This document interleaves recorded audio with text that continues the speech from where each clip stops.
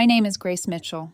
I'm 33 years old, and about 7 weeks after I walked away from a relationship that looked perfectly stable from the outside, I finally understood something I should have recognized much earlier.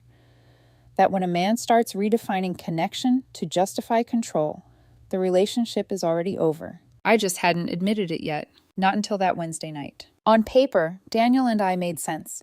We lived in a clean, modern condo in Tampa, floor-to-ceiling windows, neutral tones, the kind of place people compliment when they don't know you well enough to say anything real.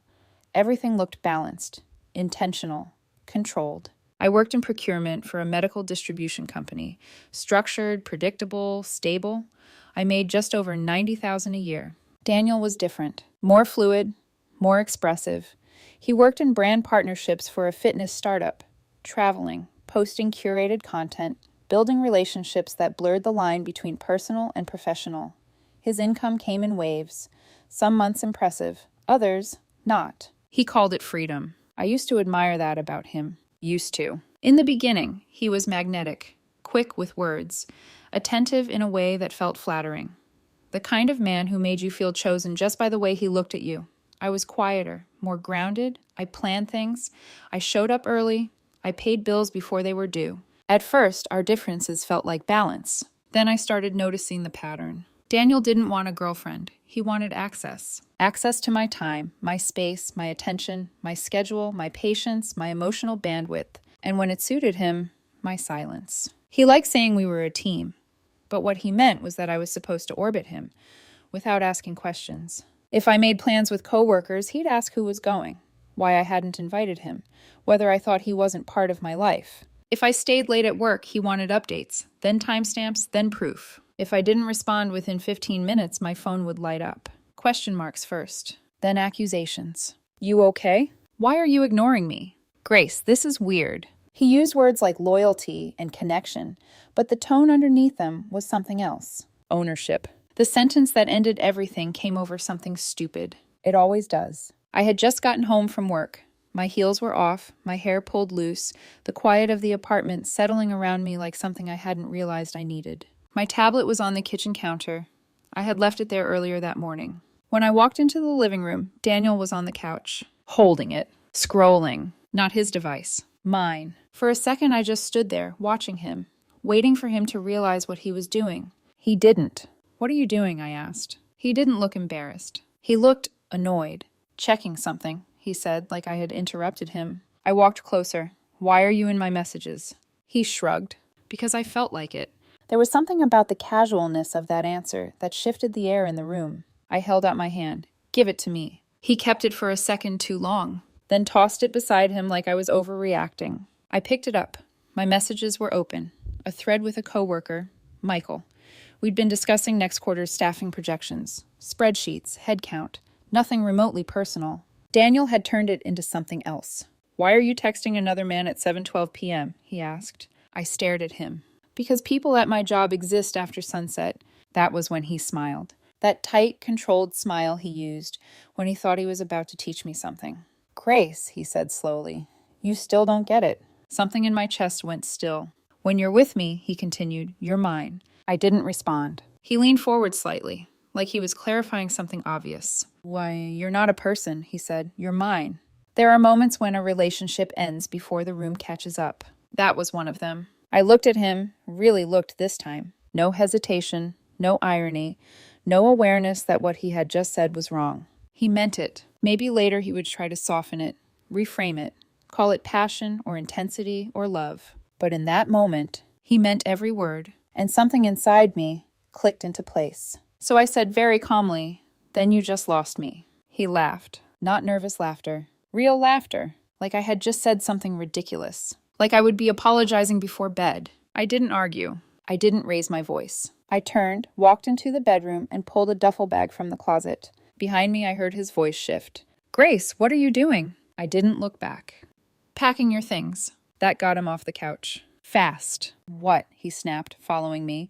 You're seriously doing this right now? I unzipped the bag, opened the dresser, started folding. Carefully. Not angrily. Just precisely. Grace, this is insane, he said. You're overreacting. I kept folding. People go through each other's devices all the time. Fold. You knew I was intense when you met me. Fold. You're being cold on purpose. I placed one of his shirts into the bag, smoothing it flat. All of that can be true, I said quietly, and none of it changes what you just said. He scoffed. You're twisting it. I zipped one section of the bag and reached for another drawer. No, I said, I'm finally hearing it. There was a pause. Then the shift. Mockery to anger. Anger to disbelief. Fine, he snapped. I'm going to Lena's. I need space from this energy. I nodded slightly, still packing. Okay. He waited, like he expected me to stop him. I didn't. 10 minutes later, my phone buzzed. A text from the parking garage. Don't do anything dramatic.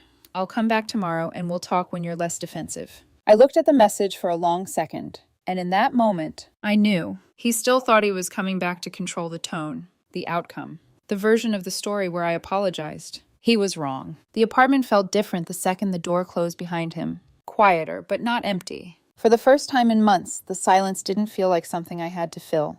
It felt like something I could finally hear. I stood in the bedroom for a moment, staring at the half-packed duffel bag on the bed. My hands were steady. My breathing was even. There was no dramatic rush of emotion, no second-guessing, no impulse to chase him down to the garage and fix it. That part of me had already left. What remained was clarity. Daniel thought he had paused the conversation. What he didn't understand was that I had ended it. I picked up my phone, opened my notes app, and started a list. Clothes, shoes, toiletries, chargers, documents. Not because I was angry. Because I didn't want a single excuse later. Not one missing item he could use to reopen contact. Not one detail he could twist into another argument. I moved through the apartment slowly, deliberately. Everything of his was folded, sorted, placed into boxes with a kind of precision that surprised even me. His jackets were hung carefully over the back of a chair before being packed. His shoes were lined in pairs. Even the half-used candles he insisted on buying. Those went into a separate box, wrapped so nothing would break. I photographed everything, every box, every item, every label. Not because I expected a fight, but because something in me said this wasn't going to end cleanly. By 11:20 p.m., I was done with the first pass. I sat at the kitchen counter, staring at the list again, making sure I hadn't missed anything. Then I picked up my phone and called building management's after-hours line. Hi, this is Grace Mitchell in 14B, I said calmly. I need to deactivate a garage access code. There was a pause, then a confirmation. Done, the voice said. I hung up and looked around the apartment. Still quiet, still mine. The next morning, I paid $165 to have the front lock rekeyed.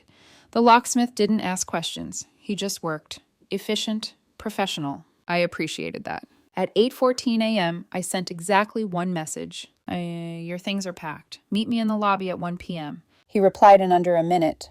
You cannot be serious. I didn't answer. I spent the next few hours working from home, answering emails, taking calls, moving through my normal routine as if nothing had shifted. But under the surface, everything had. At 12:52, I took a deep breath, walked to the hallway, and started rolling the boxes out on a luggage cart.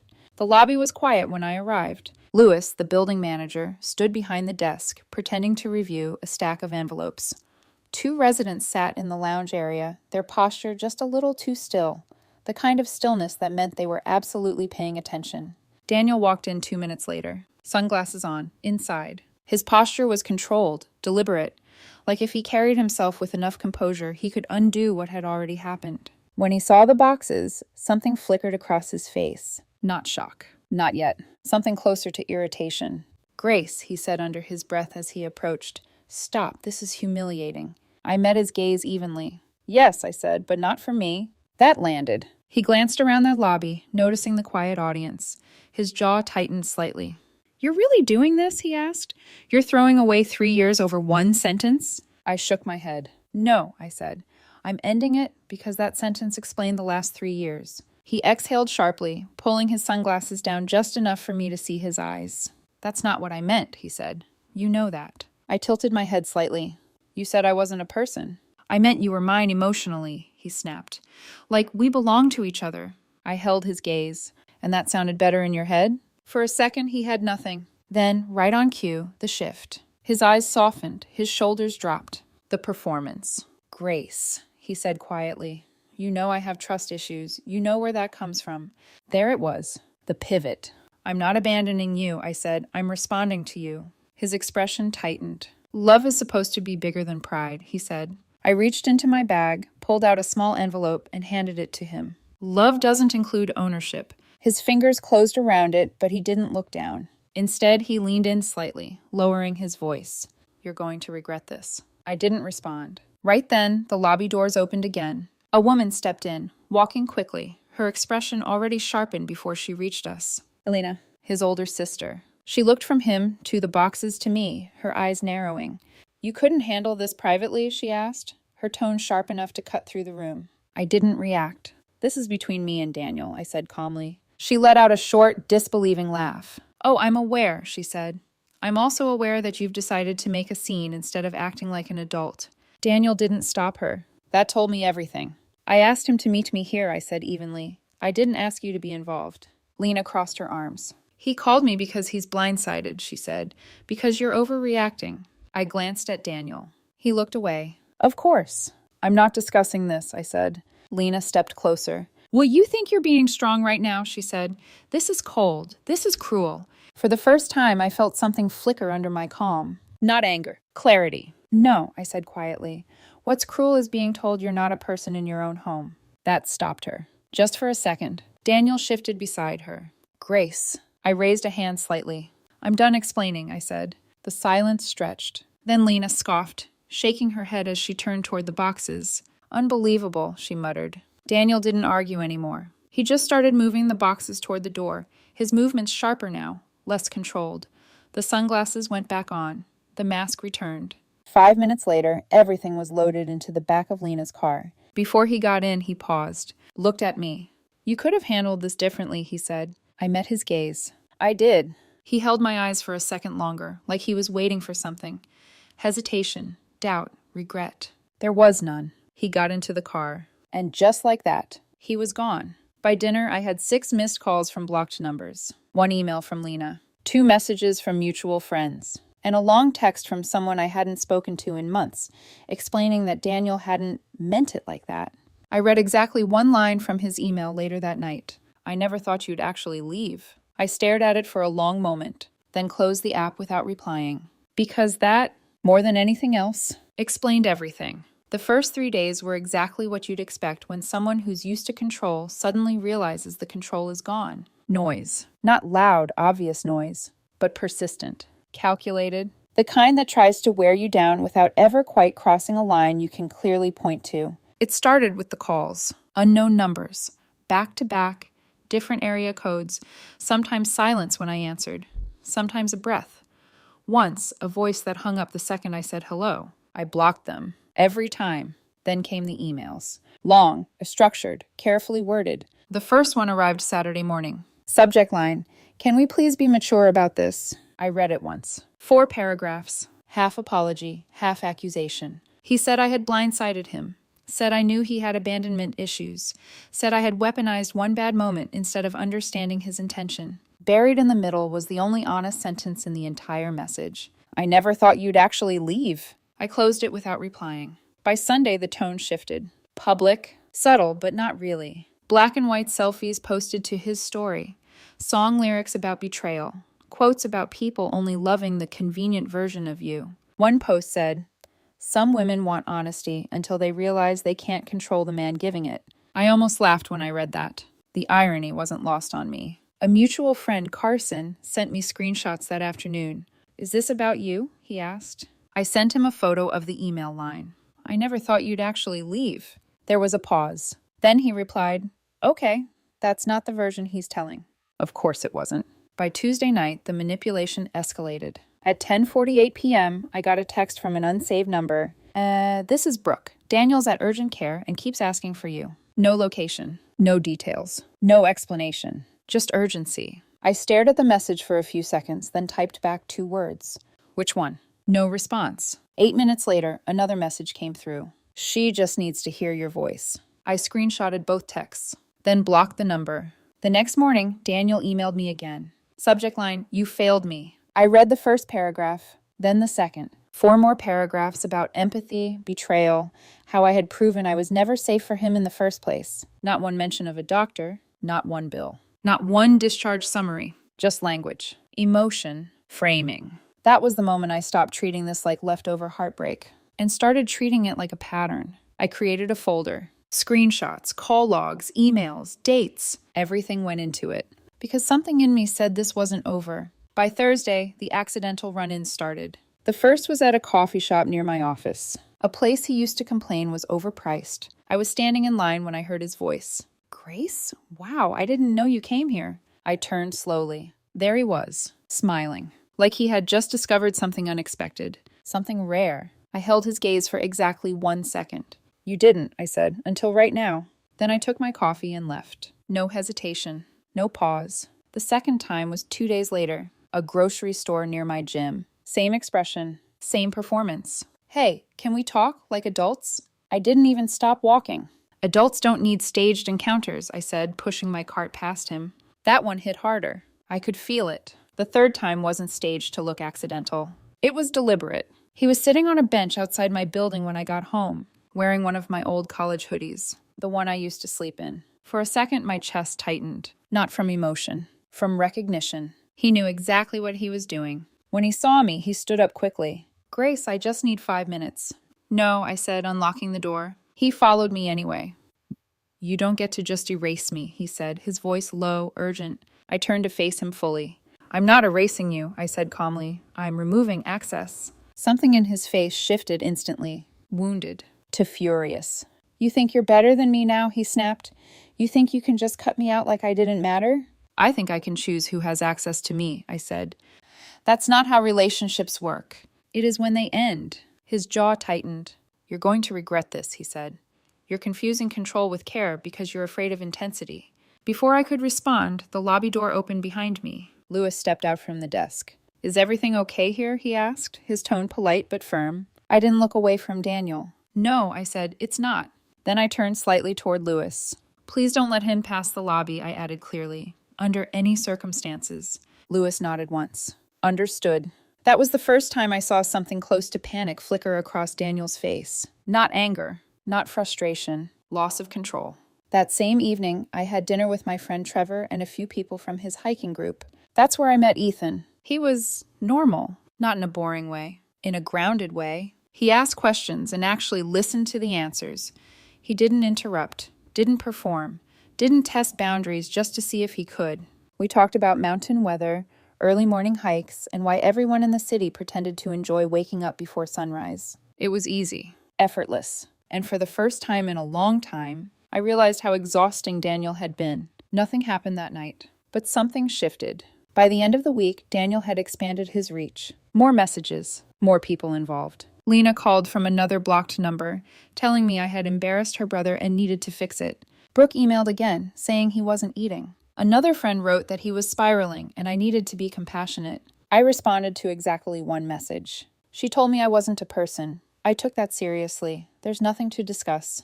After that, silence for almost 3 days. It was the most peaceful stretch I'd had in months, until it broke. It broke the second Daniel realized I wasn't sitting at home waiting to be convinced. Trevor posted a group photo from a Saturday brewery stop. Ethan was in it, not next to me, not even close.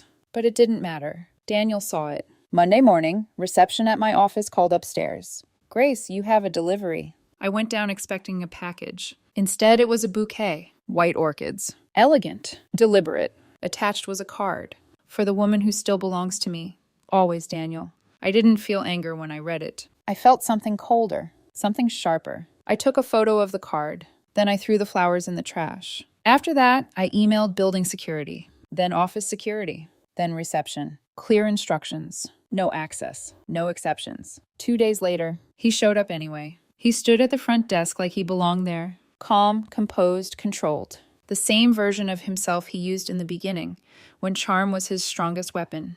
I'm here to see Grace, he told the receptionist. I left something in her car. I was already on my way down when security called my floor. Not because I had to be, but because I wanted witnesses. When the elevator doors opened, I saw him immediately. Cream sweater. Neutral expression.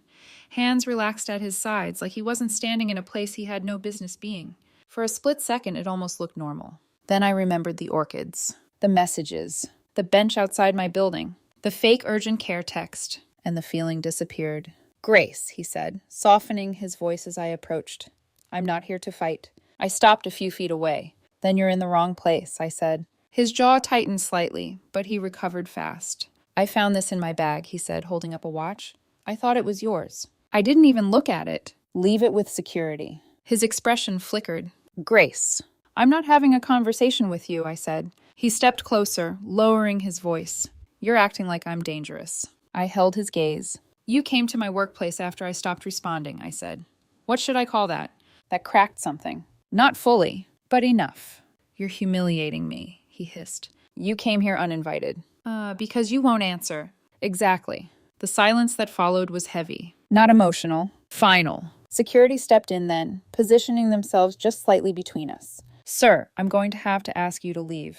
Daniel didn't move right away. He just stared at me, like he was waiting for me to undo everything. When I didn't, something in his face hardened. Then he turned and walked out. The watch stayed in his hand. It wasn't mine anyway. It never was. That Friday, Ethan and I went to dinner. Nothing dramatic.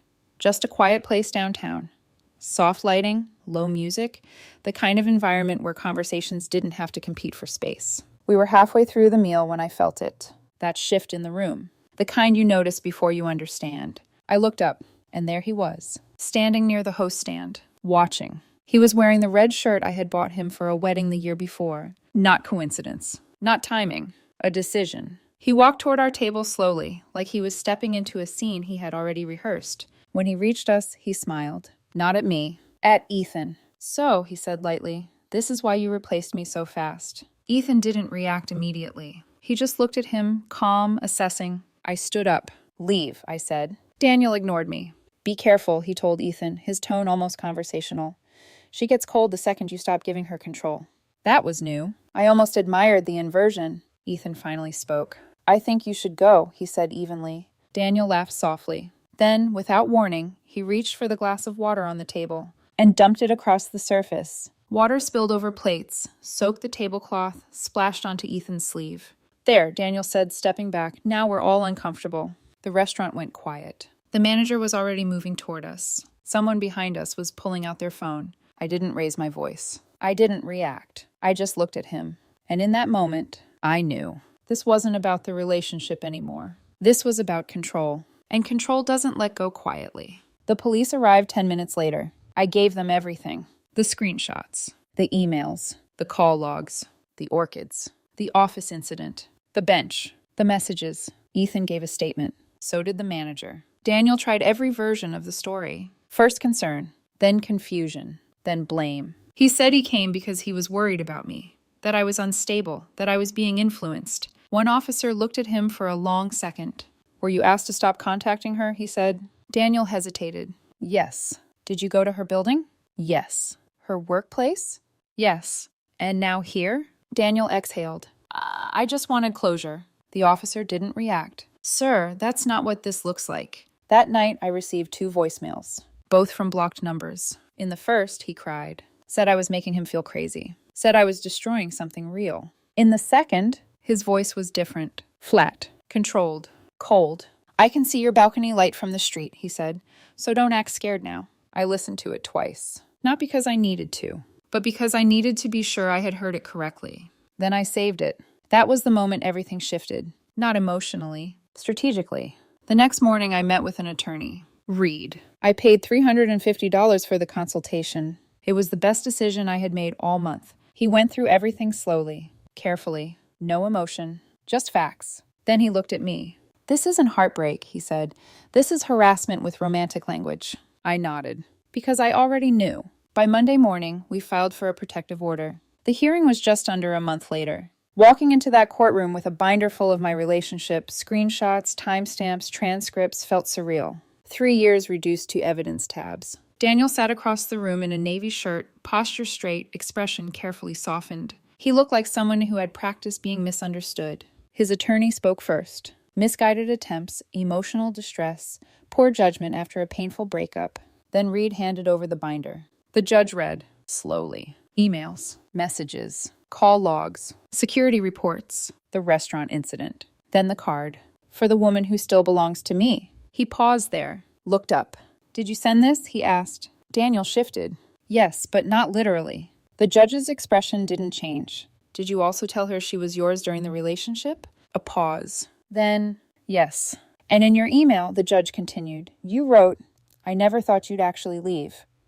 Why is that? Daniel opened his mouth, closed it. There was no version of that answer that worked. The judge flipped another page, the voicemail transcript. I can see your balcony light from the street. He looked at Daniel again. That doesn't sound like concern, he said. That sounds like surveillance. Silence. A long one. Then the ruling. Protective order granted. 1 year. No contact. No proximity. No exceptions. When it was read, Daniel didn't look sad. He looked offended, like something had been taken from him. Not a relationship. Control. That was the last confirmation I needed. It's been 3 months now. He violated the order once. A fake message through a professional account. Same tone, same phrasing. Reed handled it. It stopped. My life didn't become extraordinary after that. It became quiet. In the best way. I sleep through the night. My apartment feels like mine again. No questions, no monitoring, no invisible pressure sitting in the room with me. At work, I got promoted after a clean quarter. Structure, effort, results. All the things that used to feel heavy now feel simple. Ethan and I are still seeing each other. Slowly. Normally. No tests, no tension. Just presence. Last weekend, we drove out for a hike just outside the city. At one point, I laughed, unexpectedly. He looked at me. What? He asked. I forgot how peaceful normal feels, I said. He smiled slightly. Healthy usually feels boring at first, he said, if you're used to chaos. He was right. A few people still try to tell me versions of Daniel's story. In some, I'm cold. In others, I'm controlling. In at least one, I abandoned someone who needed me. None of that matters. Because the truth isn't in the story people tell. It's in the pattern they leave behind. And here's what I learned. Some people don't say you're mine by accident. They say it because that's how they love. Not with care, not with trust, with control. They want your time, your attention, your silence, your compliance. And they call it connection, so you feel guilty for resisting. Daniel didn't want a partner. He wanted access. Permanent, unquestioned. And the relationship didn't end when I left. It ended the moment he told me I wasn't a person. He just didn't realize it yet.